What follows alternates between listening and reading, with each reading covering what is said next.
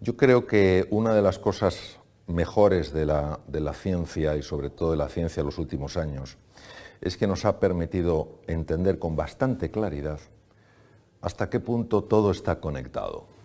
Es decir, la situación psicológica, emocional, biológica de una persona no son tres entidades completamente distintas, sino que están profundamente interrelacionadas. Esto hace que el ejercicio físico y la nutrición no se vean simplemente como cosas accesorias en la vida de una persona, sino como cosas fundamentales. Por ejemplo, sabemos que hay formas de alimentación que mejoran la depresión. Sabemos que hay formas de alimentación que no solamente retrasan el envejecimiento y retrasan el deterioro de los tejidos, sino que además favorecen la energía y la vitalidad. Eso se conoce. Por tanto, ya la alimentación no es un simple comer, sino es estar mejor.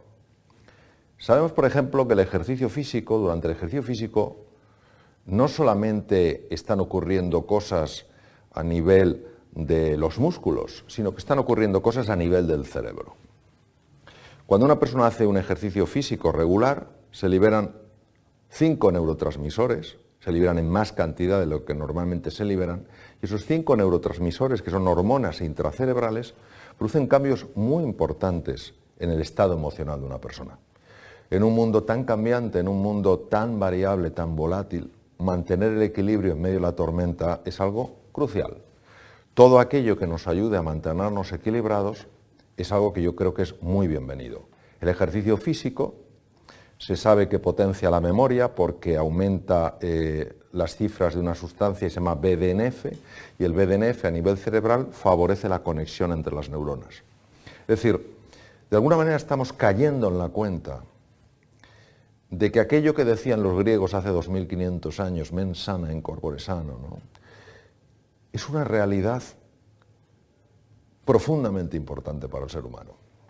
En el Paleolítico los hombres caminábamos una media de 25 kilómetros diarios, las mujeres de 19 kilómetros diarios.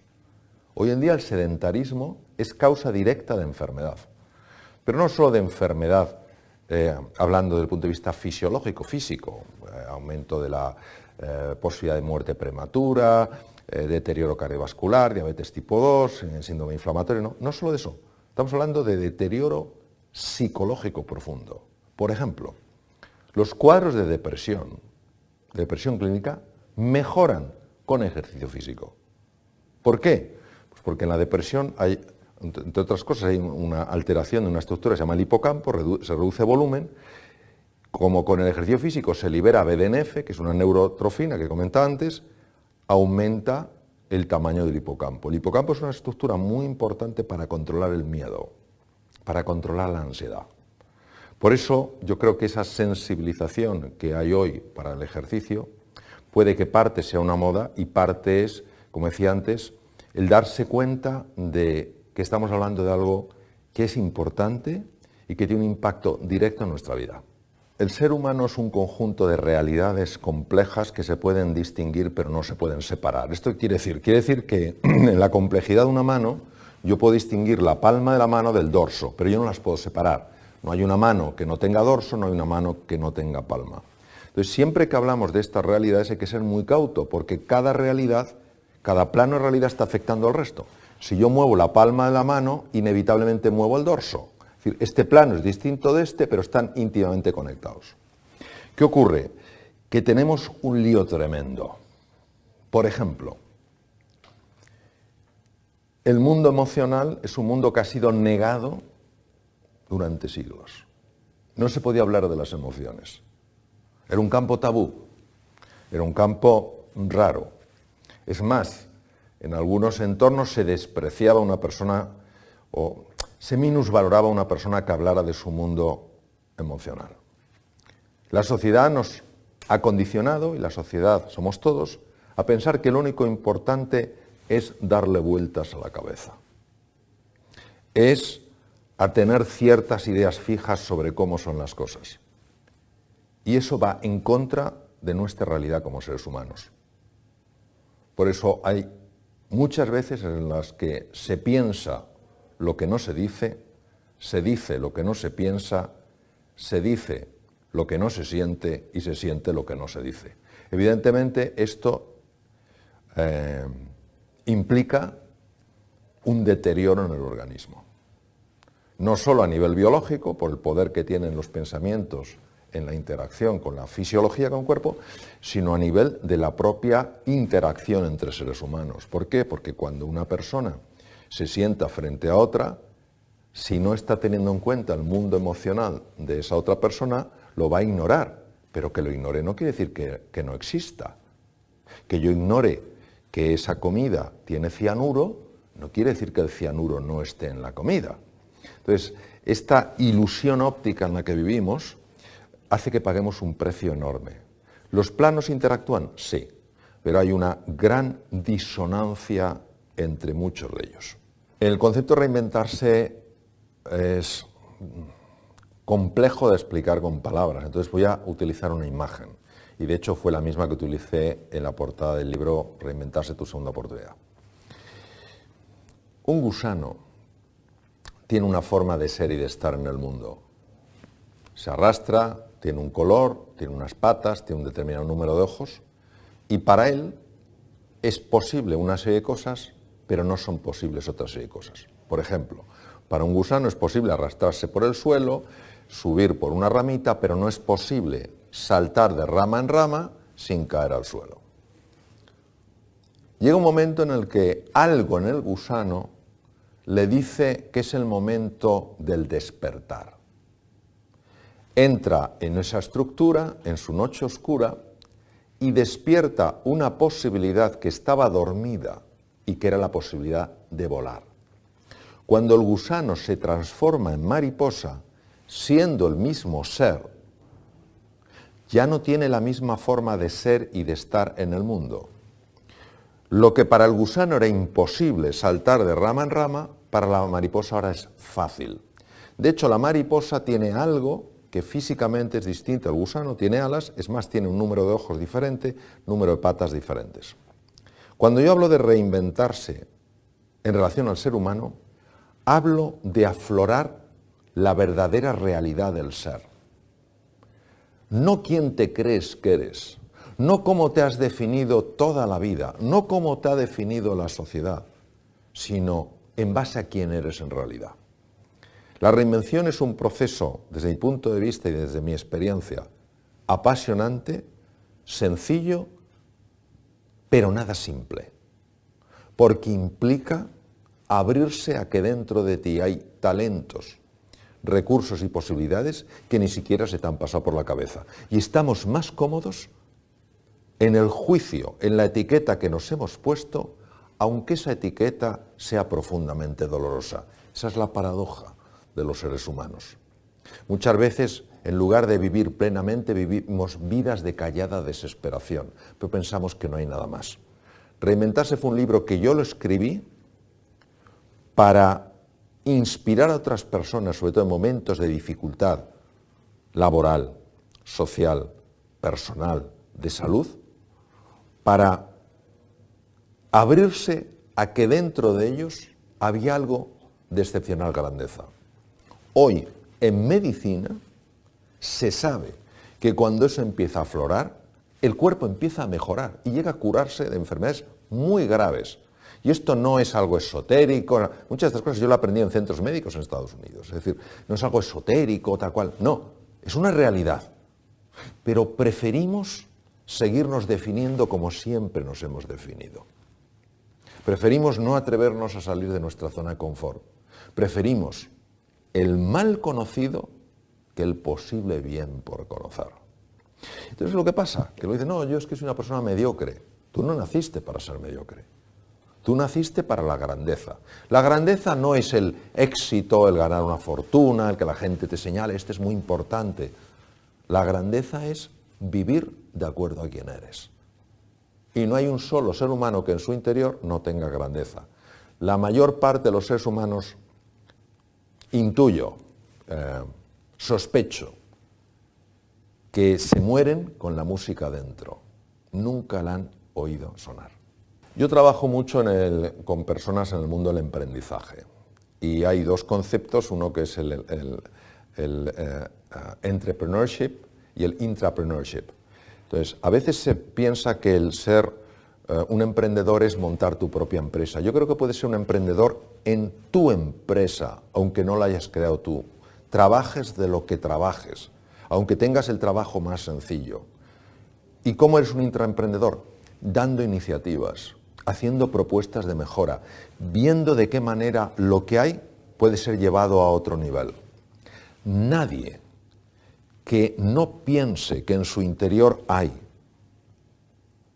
creatividad, inteligencia, capacidad de aprender, se atreverá a mirar más allá de lo inmediato. Entonces, ¿cómo puede influir aflorar la grandeza del ser humano? Pues ¿cómo puede influir en la economía de un país descubrir que están encima de una mina de diamantes? Pues influye mucho. Entonces, claro, una persona que se reinventa, una persona que se redescubre, que se redefine, es una persona mucho más serena, mucho más alegre, mucho más confiada, mucho más vital, mucho más compasiva, mucho más creativa y mucho más sabia. Claro, si yo tengo esto en mi empresa, obviamente la expresión de eso es una mejor forma de trabajar, una manera más eficiente de hacer las cosas, unos objetivos más apasionantes y una forma de colaborar mucho más agradable. Yo diría que hay dos cosas que son fundamentales. No digo que sean las únicas, sí son fundamentales. Es decir, el edificio se sostiene con esos dos pilares. Ahora, si quieres sostenerlo más, necesitas otros pilares. El primer pilar es dejar de juzgar. Nosotros cuando juzgamos, tanto a los demás como a nosotros mismos, vemos con absoluta claridad que lo que nosotros estamos pensando y diciendo de esa persona es que es así. Y no nos damos cuenta que nuestros juicios son la pura expresión de condicionamientos previos y de experiencias pasadas. Entonces, primero dejar de juzgar y empezar a observar con verdadera curiosidad. En lugar de decir, este es un impertinente. Cambiar el chip. Yo sé que es muy difícil porque nuestra reacción es inmediata por condicionamientos previos. Es decir, ¿qué le habrá llevado a decirme esto? Entonces, cuando tú cambias el chip y tomas una mirada curiosa en lugar de una mirada enjuiciadora, ves lo que normalmente no verías. Nuestro problema es la capacidad o la velocidad de la reacción ante cosas que interpretamos como provocaciones o ofensas. Estamos hablando en el sentido común de la palabra, ¿no? El segundo elemento que creo que es muy importante es aprender a valorar lo que estamos haciendo en el momento en el que lo estamos haciendo y no estar valorando sobre todo a dónde nos va a llevar eso que estamos haciendo. Cuando tú ves una persona que realmente está en el momento, disfrutando del momento, disfrutando de lo que está haciendo, es que es una expresión de alegría, de ilusión y de entusiasmo, que inevitablemente le lleva a un resultado mejor, pero no está pensando en el resultado, está disfrutando del momento.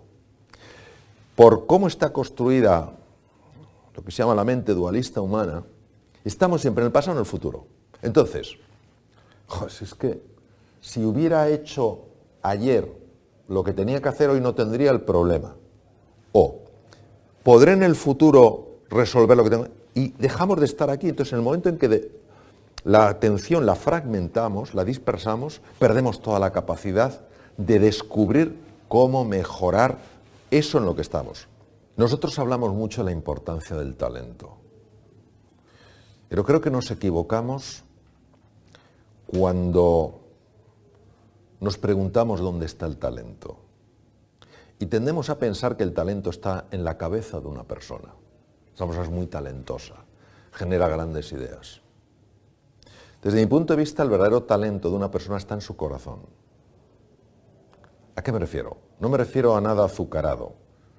Me refiero a que si tú a un niño en una escuela, a un niño que aparentemente no tiene talento, consigues entusiasmarle en algo, consigues transmitirle, yo creo en ti, tú tienes posibilidades para florecer en la vida. Lo que digo es que cuando el corazón se enciende, la cabeza sigue el ritmo. Yo creo que todo ser humano necesita fundamentalmente dos cosas: que se le entienda y que se le quiera. Punto.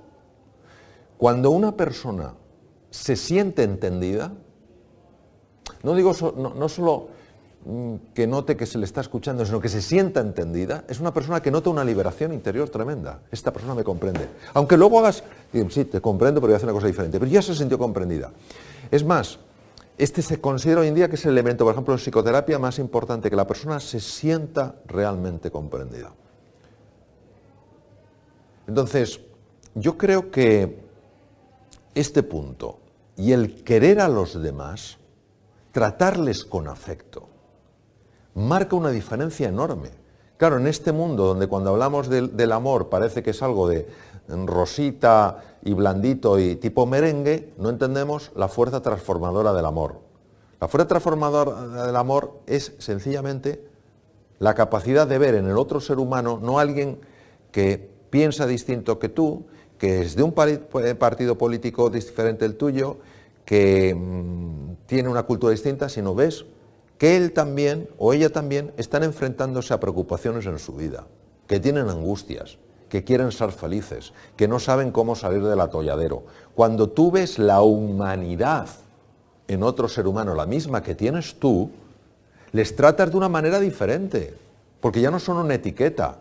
No, es que este es de tal, es que este es de izquierdas, es que este es de derechas, es que este es de centro, es que este es de ese país, es que este otro... No, esas barreras se diluyen y ves la humanidad. Cuando una persona se siente mirado como ser humano, nota cosas diferentes a como se siente uno mirado cuando se le mira en su etiqueta.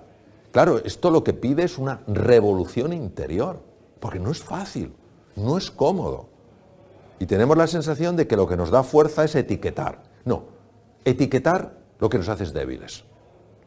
Y en un mundo tan global, con culturas tan diferentes, donde nos necesitamos entender, porque si no, no salimos adelante, tenemos que caer en la cuenta de que hay otra forma de vivir, en la que se produciría muchísimo más, porque seríamos mucho más creativos, en la que disfrutaríamos mucho más, en la que viviríamos más en términos literales, y en la que experimentaríamos un mundo con una paz, una serenidad que nada tiene que ver con la actual.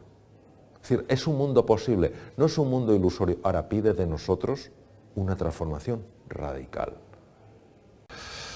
Voy a intentar explicar de una manera muy visual, ¿no? Es como si hubiera dos niveles, ¿eh? Un nivel más inferior, nivel 1, y un nivel más superior, nivel 2. Entonces, desde el nivel 1, que es el nivel de los órganos físicos, lo que nos llega a través de los sentidos, pues nosotros vemos una realidad y vemos pues un tipo de energía que tenemos, vemos un aspecto físico, vemos las cosas que somos capaces de hacer, el tipo de pensamientos que podemos tener. Y decidimos, sin darnos cuenta, porque esto opera fundamentalmente a nivel inconsciente, decidimos que esa realidad que percibimos es la única realidad. Es como si alguien hiciera una foto del transcurso de un día completo y nos dijera que esa foto representa todo el día, y nosotros no lo creyéramos. Entonces, esa foto, esa imagen que nosotros tenemos, para nuestra percepción, representa la única realidad. Cuando somos capaces de ir más allá de esa imagen, de ese diagnóstico que hemos hecho nosotros mismos, entramos en contacto con un espacio nuevo de la realidad. Ese espacio nuevo de la realidad ofrece unas posibilidades, ofrece unas oportunidades que desde el otro nivel no se pueden ver. Por eso, invertir tiempo en conocerse, invertir tiempo en comprenderse, desde el nivel más inferior parece un absurdo. Es como si yo me metiera a explorar algo que está vacío, que está hueco y que por tanto no significa más que estoy perdiendo el tiempo. Cuando uno se abre a la posibilidad de que se es mucho más de lo que se ve, que se es mucho más de lo que uno piensa que es, y con humildad, con capacidad de asombro y desde una espera confiada y paciente se abre a lo que a mí me gusta llamar el misterio, empieza a tener una serie de intuiciones, una serie de reflexiones profundas que le ayudan a ver dimensiones diferentes de la realidad. Esto en medicina tiene mucha importancia. Y en el siglo V a.C. ya había médicos que se habían dado cuenta de que cuando se invitaba a un ser humano a subir de nivel mental, algo empezaba a pasar en su organismo. Ellos no sabían lo que era, sabían que había gente que se curaba, no entendían por qué se curaban, pero sí se daban cuenta de que estaban cambiando su esquema mental, es decir, de ver una enfermedad absolutamente insoluble, de sentirse como personas desahuciadas, a empezar a intuir que había cosas, talentos, recursos, capacidades que no habían aflorado. Ellos en aquel momento le llamaron el arte médico, el arte de curar a través de la palabra. Hoy se conoce como psiconeuroendocrinoinmunología. Este nombre tan complejo lo que viene a decir es que los esquemas mentales, los esquemas de pensamiento sí afectan al cuerpo, que los esquemas mentales sí producen cambios hormonales, que los cambios hormonales sí afectan a los 60 trillones de células que tenemos en el cuerpo. Es decir, no estamos hablando de algo esotérico, extraño, fantasmagórico, estamos hablando de un potencial real del ser humano que está accesible. Pero claro, está accesible desde un nivel de conciencia superior, es decir, cuando uno se abre a una realidad que va más allá de lo que los sentidos muestran. Claro, ¿y eso cómo lo conseguimos? Porque ahora le estamos escuchando y decimos, yo quiero que me pase eso, yo quiero dar ese salto, quiero llegar a, por lo menos, comenzar a desvelar ese misterio del que usted hablaba. ¿Cómo? Eso se entrena siguiendo lo que se llaman los valores. ¿Qué son los valores? Los valores es todo aquello que perfecciona un ser humano. Es decir, si yo quiero, por ejemplo, tener experiencias nuevas de salud, experiencias nuevas de tranquilidad, experiencias nuevas de confianza, a nivel biológico, lo que tengo que hacer es, número 1, descansar correctamente. Número 2, comer de forma correcta. Y número 3, hacer ejercicio físico. ¿Por qué? Porque eso es un valor. ¿Qué define un valor? ¿Una cultura? No, un valor lo define mi naturaleza. Mi naturaleza me dice que si yo soy cuidadoso con lo que como, si soy cuidadoso con mi descanso, si soy cuidadoso con mi ejercicio físico, yo accedo a otro nivel. Y las personas que hacen ejercicio físico de manera regular y que nos estén viendo, saben perfectamente que esto pasa, que la persona que cuida la alimentación, que la persona que descansa lo suficiente, que la persona que hace ejercicio físico, está más tranquila, está más ilusionada, está más sana, se recupera antes de los tropiezos, acaba de subir de nivel. Hay una serie de valores que lo que hacen es poco a poco irnos subiendo de nivel. Cuando esos valores están integrados en nosotros plenamente, es decir, forman parte de lo que son, de lo que somos, se llaman virtudes. Por ejemplo, la generosidad. Cuando tú buscas cómo añadir valor a la vida de otro ser humano, aunque tú no ganes nada, aunque no te lo agradezca, aunque no te valore, aunque no suba tu estatus, te darás cuenta de que empieza a ocurrir algo en ti. Empiezas a pensar de una forma distinta, empiezas a sentir de una forma distinta, empiezas a ver cosas que antes no veías. La amistad. Cuando sabes estar a la altura de un amigo, cuando sabes estar a la altura del desafío, te das cuenta de que algo en tu interior empieza a ser transformado. La valentía. Cuando te atreves a pesar de tu miedo, cuando defiendes aquello que es valioso y que nadie lo está defendiendo. Cuando te arriesgas a no ser popular, por defender lo correcto, claro, te das cuenta de que empieza a cambiar tu vida. Este es un trabajo, es un entrenamiento que dura todo lo que la persona dura. Lo que ocurre es que nos va llevando a un nivel desde el cual se accede a una perspectiva completamente nueva. ¿Qué pasa? Que si yo un día estoy irritado, un día estoy enfadado, un día estoy resentido y me encuentro con una persona que está en el otro nivel y que frente a mi irritación él me transmite serenidad, frente a mi agresión él me transmite paciencia, frente a mi egoísmo él me transmite bondad, eso empieza a impactarme a un nivel para mí desconocido porque no es lo que espero. Lo que espero es una reacción en el mismo nivel que la mía, no una respuesta desde otro nivel. Entonces, esa persona, de manera directa, está llamando a lo mejor que hay en mí. Me está invitando, no obligando, proponiendo a que yo también ascienda de nivel. Claro, imaginémonos un mundo donde todos nos ocupáramos un poco más unos de otros, donde todos estuviéramos menos obsesionados con acumular, con tener poder, con dominar, con tener estatus, con tener prestigio. Yo creo profundamente en la capacidad de transformar la sociedad. Lo que no creo es que la sociedad pueda ser transformada si el individuo primero no se transforma. ¿Se han dado cuenta ustedes de una cosa? Yo le he comenzado preguntando cómo podemos alcanzar ese nivel de un modo, bueno, pues mirándonos a nosotros mismos, y usted me ha respondido al final poniéndonos en relación a los seres humanos. Para mí no hay felicidad sin el encuentro. Para mí, mientras seamos el círculo de una circunferencia, solo notaremos en nuestra vida el desazón y el vacío. Las elipses, una elipse tiene dos centros, tú y yo. Entonces, ese encuentro entre seres humanos, eso es lo que nos hace crecer. La propia inteligencia del ser humano es una inteligencia que crece en colaboración, que crece en cooperación. La gran ventaja competitiva del ser humano no es sencillamente que tiene un cerebro más avanzado que otras criaturas, es que es un cerebro que en un momento de la historia supo colaborar. En un mundo en el que estamos tan marcado por la incertidumbre, por la ambigüedad, por el cambio, o aprendemos a cooperar, o aprendemos a ayudarnos, o aprendemos a respetarnos, o sencillamente es que no tenemos futuro. Vamos a trasladar esto a un ámbito bastante pequeñito. No vamos a hablar de la sociedad en general, sino que nos vamos a quedar en nuestras propias familias.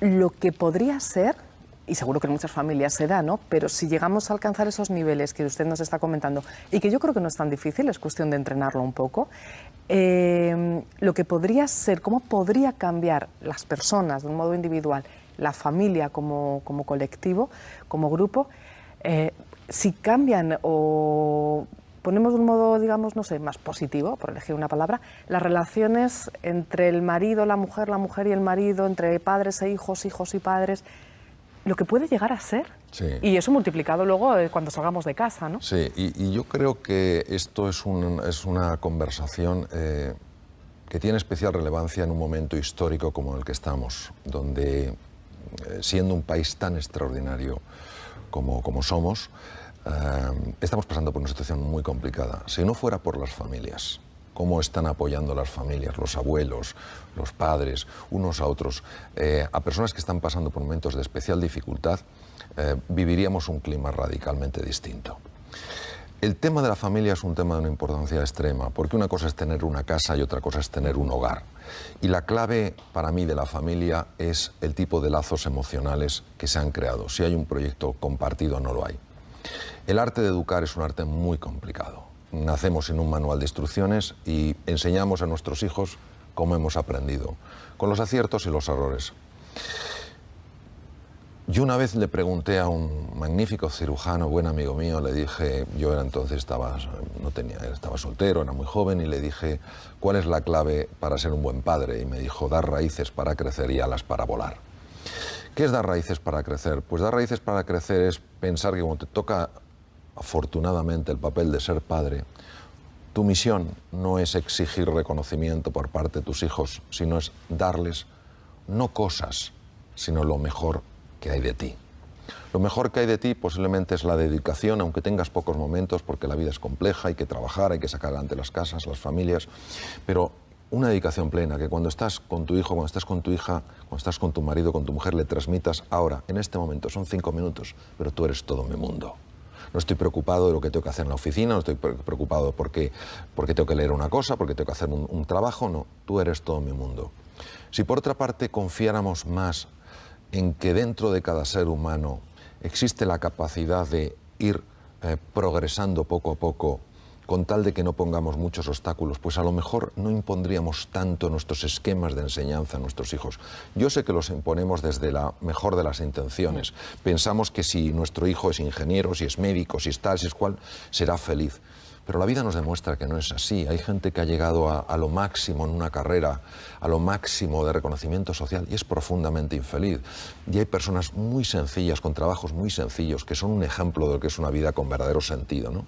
Entonces, eso también pide por parte de los padres una humildad a la hora de darse cuenta de que todos manejamos esquemas mentales y que la realidad es mucho más amplia. Una capacidad de verdad de invertir tiempo en crear esos vínculos. Y por parte de los hijos, yo creo que también pide una humildad a la hora de escuchar. Yo a veces veo que cuando una persona es muy joven y a lo mejor está pues, más al tanto de nuevas tecnologías, de cosas, pues puede pensar que lo anterior es obsoleto, que ya no sirve.